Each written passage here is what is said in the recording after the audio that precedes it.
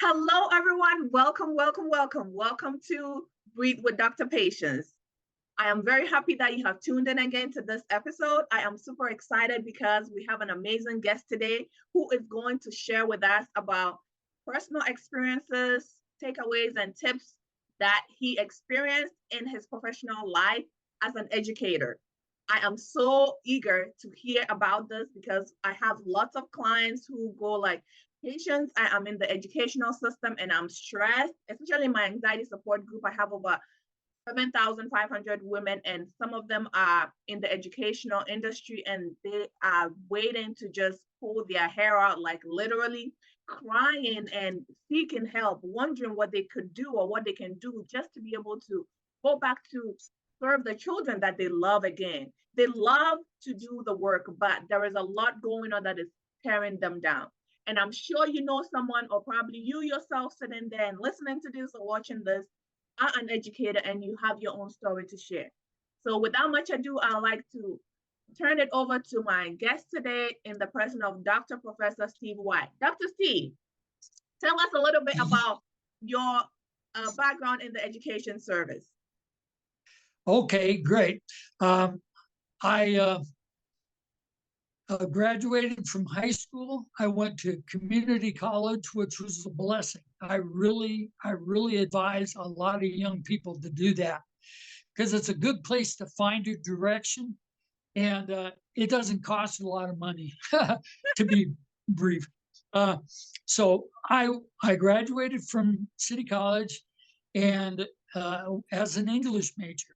I read a lot of English literature, and I didn't know it would be directed toward teaching yet, but I went ahead and went into Cal State Los Angeles as an English major and began to take teaching courses about teaching English and different ways to manage the classroom.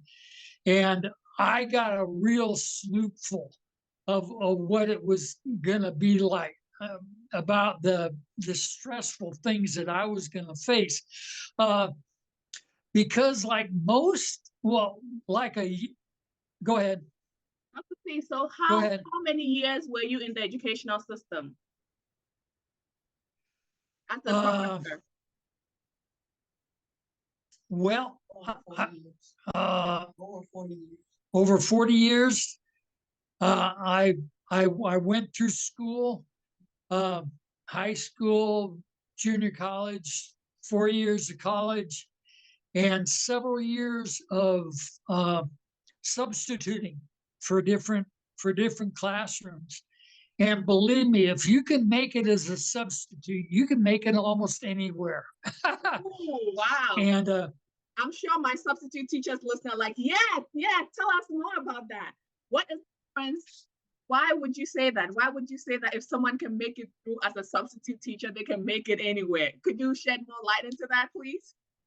For those of us who don't know anything about what it is that you're talking about. Because as you walk into the classroom, you're walking into a situation where you're supposed to be the authority figure. It's much like being a stepfather, which I also had experience with. And it's not unusual for kids, students to tell the substitute, you're not a real teacher. But I'm your teacher today, so get used to me. Because this is our classroom. We've got to make it together. You see, it's a teamwork situation, and a lot of times substitutes are very nervous. They're worried that the kids may try to manipulate them. They may change names and or change seats. And if the full-time teacher didn't leave real good notes, the substitute teacher has to win it.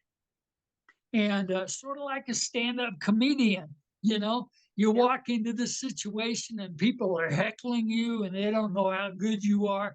And you've really got to prove yourself. And as a substitute teacher with a strong English and literature background and a strong vocabulary, those were my areas of strength. And those were the areas that I gravitated to. Uh, trying to be a good, strong substitute teacher. Uh, and kids appreciated that. I tell you, if I can tell you one story. I love stories, Yeah, and my audience loves right. stories. I remember one classroom I went in, and as I read the substitute notes, it became clear that the teacher that I was substituting for was a PhD type person. And he was very, very advanced academically. Uh, so I just tried to do the best I could, and I listened to my students, and I tried to help them.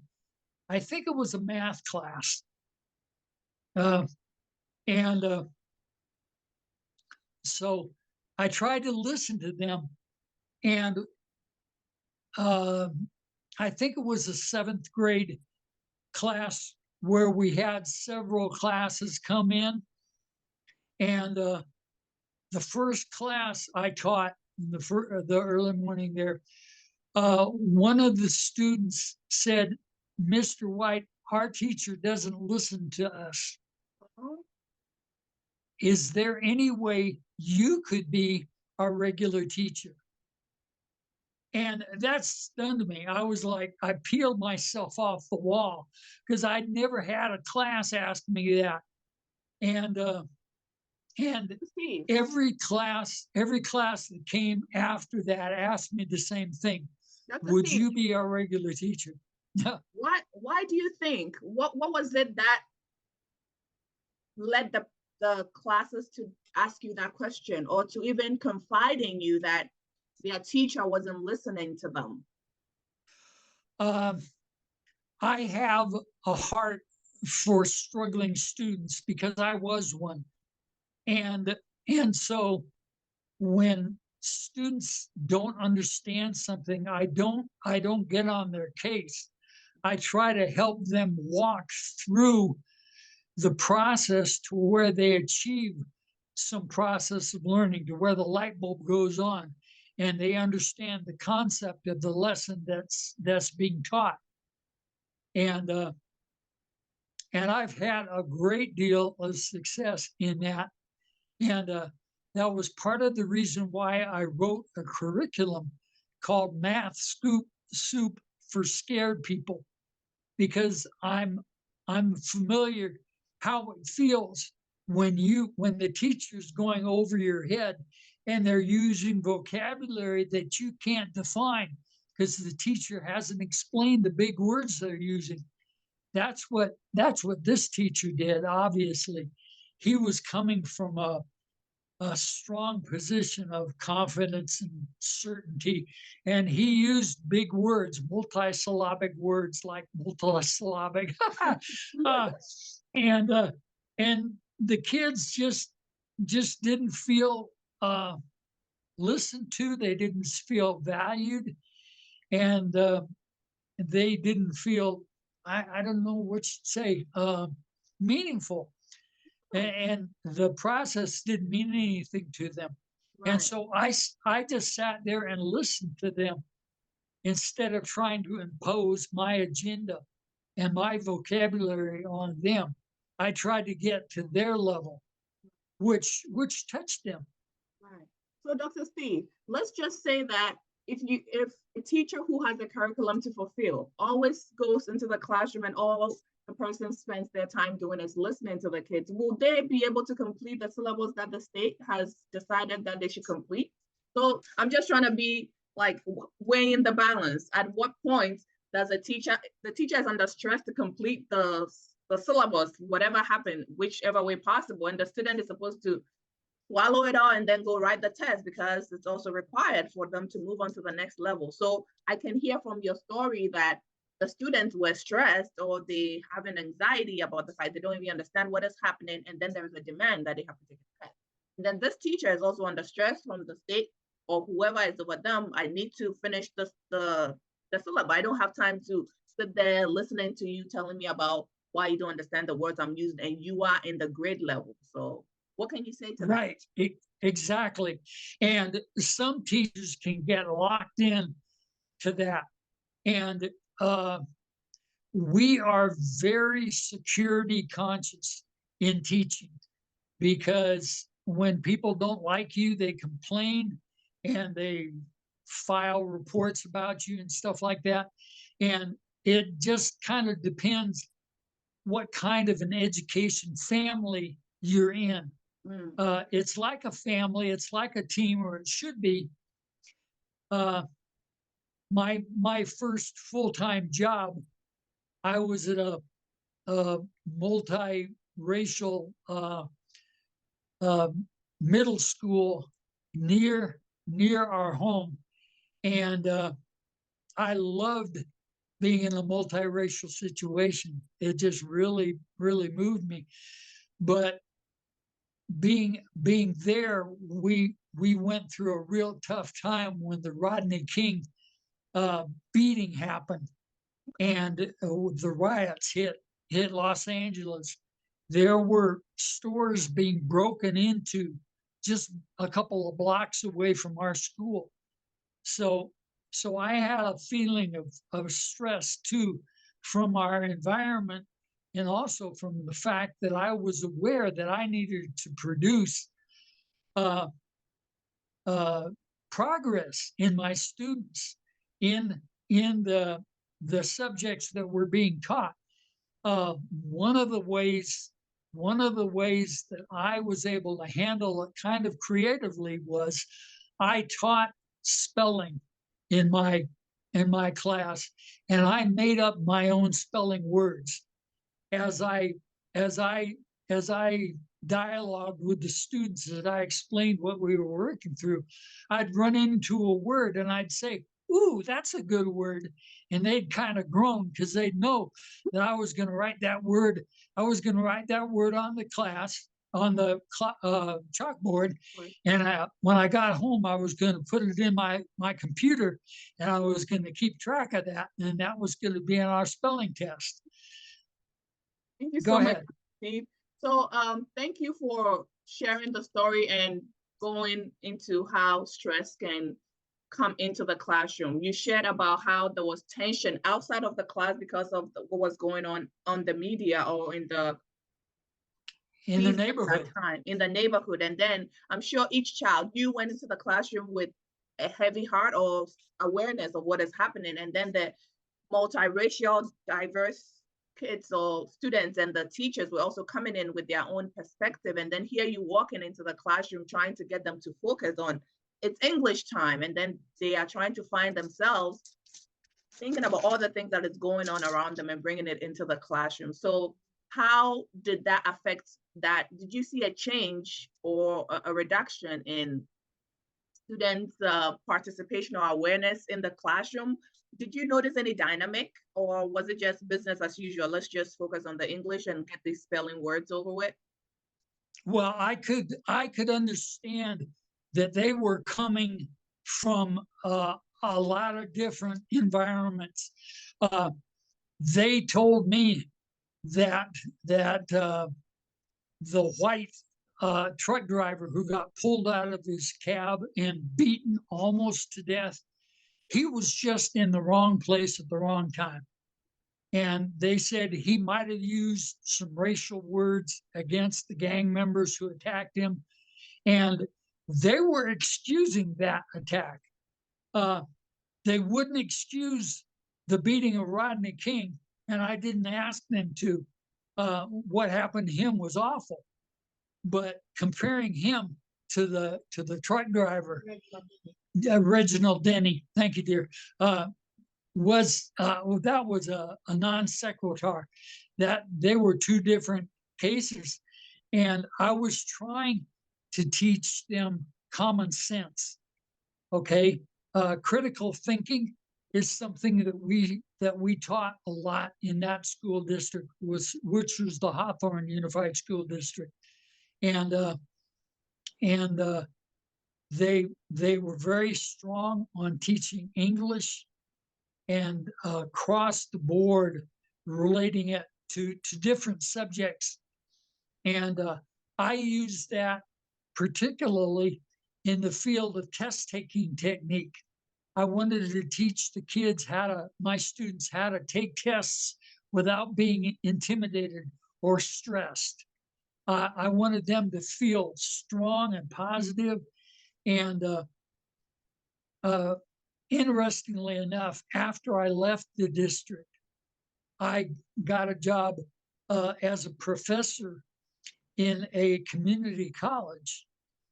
And I was teaching GED, taking the GED test, which is a huge, very intimidating test. Right. And I could help my students develop their vocabulary so that they could psych out a test in a way that kids who didn't have the vocabulary expertise couldn't do. Okay, Dr. And Steve. So before you sure. move on, this is a good point where I want any parent who is listening who has a child who is about to take their GED, or somebody who left school and came back and went to get their GED or all that done. You said you helped students to get their anxiety down, their stress level, then get confidence to be able to go take it. So can you share just 3 points for anybody who is listening who is in this situation, who's like, I'm going to take this test tomorrow or in the next year coming, and I do not know what to do? What is something that they can take away right now as you speak, and since you've been doing it? Very good. The easiest kind of test, personally, for me to answer is a multiple choice, because they will ask a question and they'll have some possible answers, and one of them is going to be the right answer. And one of them typically will be a trick question. I did that myself. When I taught science, I was helping my students remember the names of the bones in the body. And I remember I asked them the name of the bone in their arm, and one of my possible answers was funny bone, which is not a bone at all. And I explained that very clearly to my class. The funny bone is not a bone. It's like a nerve or something. When you hit it, your arm goes all tingly and everything like that. So yeah, so multiple choice are good. I always want my students to read the question completely through to the end, so that you know exactly what they're asking you.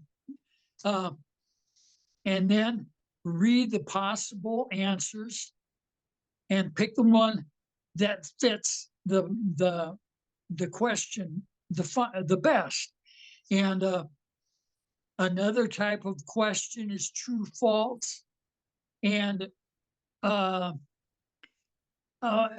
again, the vocabulary is the key in true false. Many times the questions will say may or should or might or several words that would allow for several different answers. And usually that's the true answer. When they say only or just this answer is the only answer, that's usually false. And that's one of the keys of solving a true false. One of the most interesting questions to answer is an essay question, of course, because you have to formulate an answer in a systematic way: a beginning, entry level, a mid-level, and a conclusion, where you can use a quotation or some type of funny thing. So thank you so much for the tips. So they should focus on multiple choice questions, and then watch out for anything that has only or except, and then look out for that. Thank you for those points. I Sure. appreciate it. So I just wanted to ask this. We're about to wrap up this first episode because we have a lot to talk about, because you have lots of wisdom throughout the years, and we'll be focusing on the educator themselves, and then the authorities and administrators, and then the school system itself. So we have a lot to talk about, not just today. So what would you Sure. say are some practical steps that helped you in your role as a teacher or an educator? What are some of the practical, like if you get up in the morning and you go in and you're having a hard day, or you like it's really getting difficult, like you said, it depends on the family that you are in as educators, the education family that you're in. So how did you overcome and kept going each day? Mhm. Okay. Boy, there are two ways. There are two ways I solved that issue. One was my mindset going in. I remember reading a teaching booklet or a magazine, and it had the phrase that changed my teaching experience. And that phrase was, catch them being good. Catch And them being so, good. and catch them being good. So I changed my approach. Instead of trying to pick and get some kid who was having the wrong experience, I wanted to find somebody who was doing exactly what, they were understanding. They were giving good questions. They were thinking, and I would praise that student. A lot of times I'd write their name down on the board as a positive thing, so they could see their name being highlighted. Right. And that was a very, very positive thing, a really revolutionary thing for my teaching experience. Another one, if I can go to another one, Please. is when I had a really bad day, and all of us sometimes have days like that. Yep. When the kids are just back talking and being smart alecks, and I remember after the school day was over, I sat in at my desk with my head in my chin in my hands, and I said to myself, they wouldn't do this if we were on the basketball court and they did something wrong and I blew my whistle and I called a foul. They wouldn't yell at me. They just go ahead on with their game, and they'd learn the lesson that you don't do that anymore. And what I did, and this is really reaching, but I developed a set of rules, a set of discipline standards that were based in sports. And there were kind of puns. So if I saw somebody who was out of their seat without permission in the sports world, they'd be offside, wouldn't they? They'd be out of the range where they're supposed to be. That would be offside. Yep. And